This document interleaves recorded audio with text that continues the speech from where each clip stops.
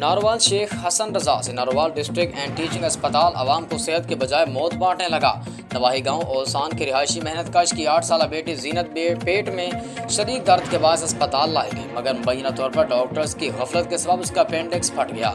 अस्पताल इंतजामिया ने अपनी नहली छुपाने के लिए बच्ची को तशवीशनाक हालत में लाहौर रेफर करने की कोशिश की।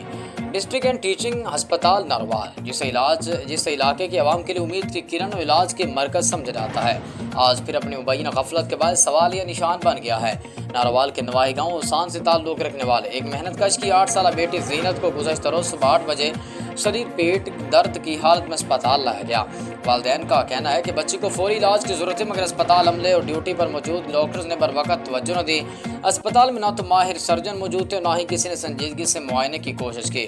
नतीजतन 8 साल जीनत की हालत बिगड़ती गई और डॉक्टर्स की मुबैना गफलत के बाद उसका अपेंडिक्स फट गया। जब बच्ची की ज़िंदगी ख़तरे में पहुंची तो इंतज़ामिया ने अपनी नाअहली छुपाने के लिए मरीज़ों को लाहौर चिल्ड्रन अस्पताल रेफ़र करने की कोशिश की।